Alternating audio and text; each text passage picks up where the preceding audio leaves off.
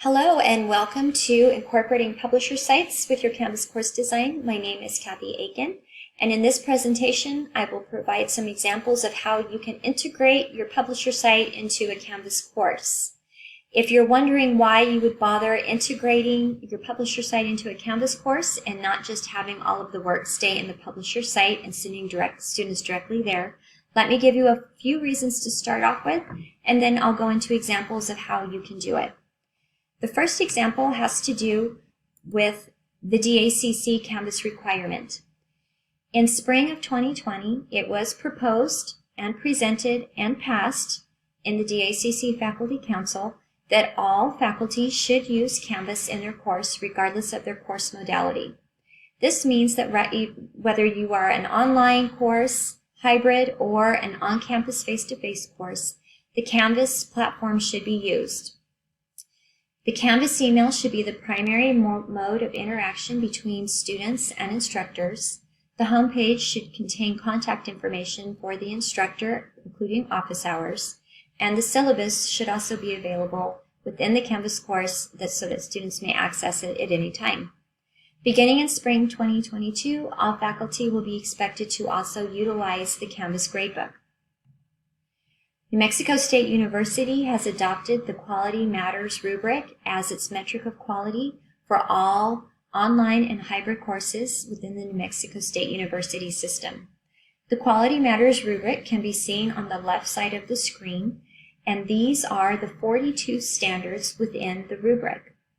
On the right, you will see the Online Quality Assurance Checklist, which was created directly from the Quality Matters rubric. Within this checklist, there are 21 criterion. It is exactly half the size. However, this is considered a scaffolding step for faculty to start creating best practices for all students in their online courses, and then they are encouraged to continue meeting the other 21 standards and seeking to get a QM certification. As I go through this presentation, I will be referring to the Online Quality Assurance Checklist and how this will work with integrating your publisher site. The first section of the checklist is on getting started and syllabus information. Within these 7 criterion, this will help your students know exactly what to do and what they should know on the first day of class. Criterion number 1 is asking that all students know exactly what to do the first time they open the Canvas page. The Getting Started button or a Getting Started statement will do the trick. Criterion 2 is asking that the instructor introduce themselves and welcome the students, no different than to what a student and faculty would do in a face-to-face course. The syllabus is provided with all the syllabus information required in the checklist and in the template. Required materials, course grading policy, instructor contact information, and technology requirements are also expected. Technology requirements is something that many faculty have not been doing, but it is becoming increasingly important. If a student is going to have to meet in your class synchronously with Zoom, be sure to tell them that they will need a web camera and a microphone. And if they are using a publisher site, you might need to tell them that they are going to need to use a certain web browser, internet speed, or plugin in order to use that software. The DACC course template has been created and is available to all faculty who wish to use it. This is not required. It is only if faculty find it beneficial to them. This is a screenshot of the home page of the template. On the home page, you can see that there is a Start Here button and placeholders for putting instructor and course information. This is the screenshot of the template with the instructor information put in. As you can see with the number 1, the Start Here button is listed right in the middle on top of the screen. The Start Here button will take the student directly to the modules page where there will be a Getting Started module with all information they will need at the beginning of the course. At the bottom of this page, under number 5, you will see that the contact information for the instructor has been provided, as well as a link to their Zoom office hours. When a student hits the Getting Started button, they will be taken to the top of the modules page where there will be a module for Getting Started, Week 0, Course Orientation, or whatever term the instructor wishes to use. On this specific example, there is a Getting Started Overview page. When the student clicks this, they will be taken to a page in which they can see all of the other information that was listed into the Part 1 of the checklist. As you can see with number 3 from the checklist, the syllabus link is there. Number 4, required materials. And if you're using a publisher site, this would be where you would list that information, where to purchase the access code, and where to get started in the publisher site. Number 5 is called Communication Expectations, and this includes the course grading policy. Technology Expectations is listed for number 6. And down at the bottom, number 2 is the Instructor Introduction page. The Instructor Introduction is different than the Instructor Contact Information. In the introduction, the instructor can introduce themselves, their professional credentials, maybe something personal about them to make them approachable, and they can also introduce the course. This can be a typed page or it could be a video. Other things that can be included in the Getting Started information is information having to do directly with the publisher site. As you can see in this screenshot from a criminal justice instructor using MindTap, they have found that it is important that their students be given the access to all of the different types of things in MindTap to help them get started. Although it would be easy to say that the student can just go into the publisher site and find this information on their own, the instructor has gone to the trouble of creating individual links to the different things they think their student will need. By integrating the publisher site information into the Canvas course, the student will not have to look in different areas and search for themselves, but it is all laid out for them at the top of the modules page. This example is another instructor using the Getting Started module to provide publisher information that they find beneficial to their students. Here you can see that these hyperlinks go into the publisher site for things that they find important for their students, such as technical support, phone numbers, how to open a case if there's any problems, and making sure that the student has their device ready to use in the publisher site. This instructor is obviously wanting to make sure that as students work in the publisher site, they will be able to troubleshoot for themselves if the instructor is not readily available to them. In this last example, this instructor using MyMathLab has also included different links into the publisher site to give information to students, this time about the ebook, the library, video transcripts, and other homework-related things that the instructor feels like not only the student needs to know at the beginning of the course, but to be able to refer to throughout the semester. The second part of the checklist is on organization and navigation. As I have been discussing with the modules page, it is a best practice and highly recommended that all Canvas courses use the modules page to present all of their information and materials and assignments. Once it is organized by topic, unit, or week, the instructor can then add in the learning objectives for each one of the modules. The learning objectives are important to disclose to students so that students will know that everything they are being asked to do in the course is relevant to the course goals and that none of it is busy work or wasted time for them. If you arrange your modules by topic, that might mean that you arrange by something such as chapters in your textbook. When you arrange by topic, you will cluster different information together according to that topic, all together for the student to chronologically go through. In this example, you can see that the publisher site information has been included in addition to the instructor including their own content as well as using Canvas tools such as discussions. As you can see, the instructor does not rely solely on the publisher information. They also integrate their own information and Canvas tools, Canvas assignments, to create a robust and thorough class for their students. In this example, the modules have been arranged by unit. Units can be similar to how a textbook arranges their material. In this example, Unit 1 includes Week 0 through Week 3. This also includes Chapters 1 through 3. However you arrange your units is totally up to you, your teaching style, and your content. However, as you can see under Week 1, the Chapter 1 reading has been linked to the publisher site ebook. The Chapter 1 PowerPoint has been linked to the publisher PowerPoint. and the Chapter 1 video case has been linked to a homework assignment in the publisher site. As you can see, this is similar to how it would look if the student went into the publisher site and went through the modules you can create in there. However, by putting it all into the Canvas module page, the instructor can also add other information and have everything in one place. If you'll look down through week 2, you can see at the bottom of week 2, the instructor has added his own assignment page for an assignment called Course Spanning Task A. The last example is modules arranged by week. You can see in this example that this instructor has created a module for every week of this semester. That means there will be 15 modules in this course. In the previous course that was arranged by units, they had several weeks within one unit. That means they will only have 4 or 5 modules within their course. Again, it does not matter how you arrange your modules. It is just important that you use modules and that you include not only publisher site information, but also your own instructor information and other types of activities that your students can engage in that will give them a comprehensive look at all of the course content that you can provide.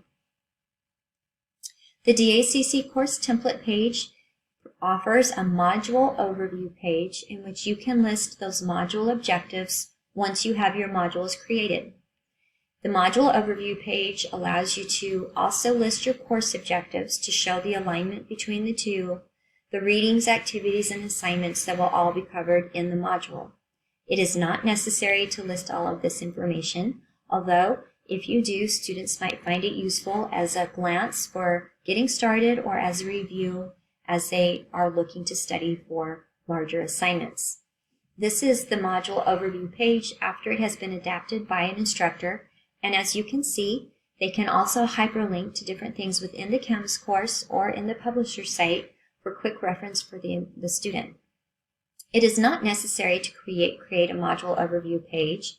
You could just list your module objectives at the top of your assignments. In this example, this instructor has found that rather than using overview pages, they prefer to list course and module objectives at the very top of any assignment page or activity page that they have in their Canvas course. This third part of the checklist is on assessment and feedback. Formative and summative assessments should be found throughout your course. If you're not familiar with these terms, a formative assessment are the homework assignments and activities that you give your students as you introduce them to new content. Having them do readings, watch videos, listen to lectures, and then complete homework assignments, discussions, or short low-stake quizzes are all ways to create formative assessments as students start learning new information. This is called scaffolding. As you scaffold the material by chunking it into small bite-sized pieces, students will start mastering the content and be ready to do summative assessments, which are larger, high-stake assignments in which they can demonstrate to you how well they have mastered the content. Summative assessments can be things like large tests, projects, or papers in which you will be able to determine how well the student has learned what you have presented. There should be formative assessments throughout your modules and several summative assessments throughout your course. In all of these assessments, there should be instructions for how to complete them, due dates listed for when they are due, and grading criteria on how they will be graded. Examples of formative assessments that meet module objectives and summative assessments that meet course objectives are listed on this screenshot of a modules page. Formative assessments have red arrows next to them, and a summative assessment is listed with a blue arrow. As you can see at week 3 on the top of this page, the Chapter 2 assignments are all pulled from the publisher site. These are formative assessments. At the bottom of the screen on week 4, you can see there are more formative assessments in the next week, and then a larger summative assessment at the end of the unit. According to our online quality assurance checklist, there should be numerous formative assessments and several summative assessments. This ensures that students don't go for weeks without having any ability to work on the material And there is not just one summative assessment at the end of the semester in which they have to wait until the end of the semester to demonstrate their knowledge. This is another screenshot showing the similar assessments from a different instructor on a different module page. Again, as you can see, every week formative assessments are given from the publisher site, and occasionally the instructor creates different assessments using Canvas tools, and at the end of the unit, the summative assessment has been assigned. The DACC course template offers assignment pages that you can use. This is the template, and as you can see, objectives can be listed here if you'd like. And this is after the instructor has adapted the page. The instructor has removed the objectives from the assignment page as they are using the module overview page to list their objectives, but they have added a submit button with submit instructions at the bottom of the page. This would be considered a well-designed instruction page as it gives the materials the student would need, why they are doing the assignment, specific instructions, and how to submit. Due dates are necessary on all assignments. This is one of the criteria that distinguish between online courses and correspondence courses. There should always be due dates that should be given throughout the semester rather than everything due at the end of the semester. On the left side of the screen, you can see the assignment page from the student view, and at the very top of the assignment page, the due date is listed as well as how many points can be earned. On the right side of the page is a screenshot of the module page, and here they will also be able to see the due dates. It is important to have all due dates on the module page so that students will know where to go to see everything that is due. If you rely on students to look at the Canvas course, the publisher site, and perhaps a different calendar you have provided to understand what is due, it is likely they will not meet your expectations. By having all due dates listed in the modules page, they will not only be able to see by looking at the modules page everything is due, but Canvas will also notify students when things are coming up or when they are late, and there is a to-do list on the homepage of the Canvas homepage that is helpful for students as well. The last part of this checklist, section 3, is to make sure you give information about how students will be graded. On this screenshot, this instructor has found that it is not necessary to give too much detail other than to say that there are 5 questions worth 2 points each, and they have 3 attempts to score at least a 70%. Or some instructors find that rubrics are helpful when they are grading a large amount of criterion in a single assignment. Rubrics can be made by the instructor, or you can use the Canvas rubrics tool. The Canvas rubrics tool is a nice way to have a checklist for students on everything they should be addressing with detail about each item. And it also serves as a great tool for students to provide tailored feedback to each student as they use this rubric in their grading.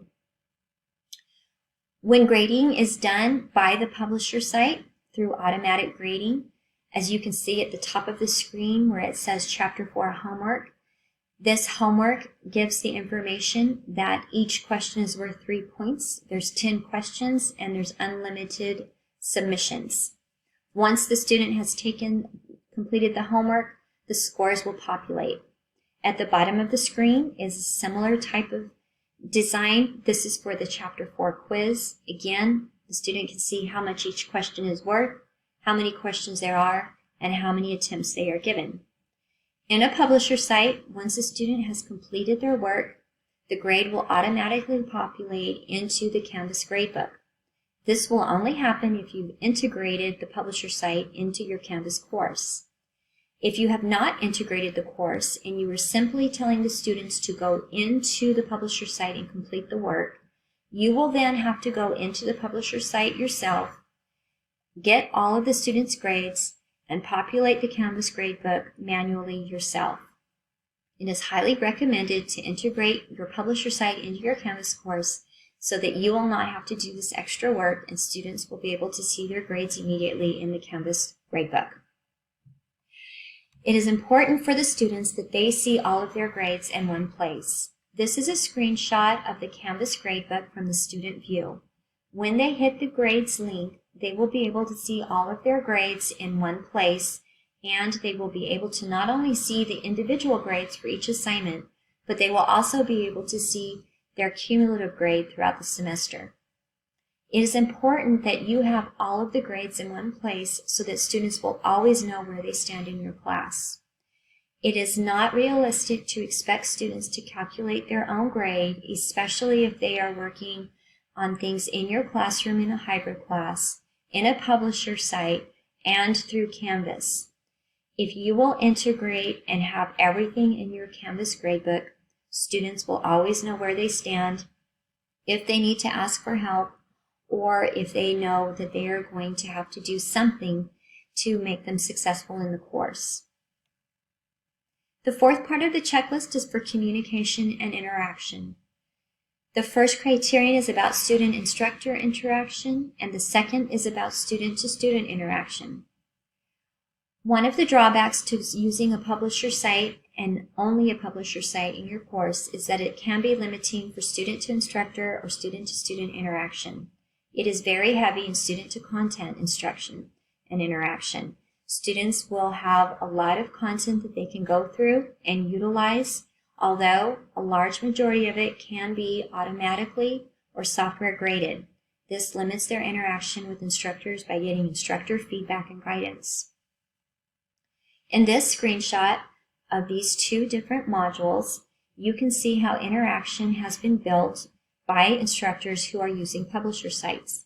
On the left side of the screen with the two red arrows, you can see that although the instructor is integrating a lot of their publisher information, they are also creating Canvas discussions so that their students can interact, and they are creating chat sessions with the Canvas assignment page so that the instructor can interact with the students. On the right side of the screen, you will see this instructor has also utilized publisher sites, but they are also doing group work through Canvas tools in the Canvas course. Other things you can do in your Canvas course to create interaction is to use the announcements tool to make announcements to your students, Canvas email, rubrics, and for students you can use the collaborations tool, discussions tool, and peer review tool, just to name some of the most common. The last part of the checklist is on usability and accessibility, and this is where the publisher sites do a really excellent job.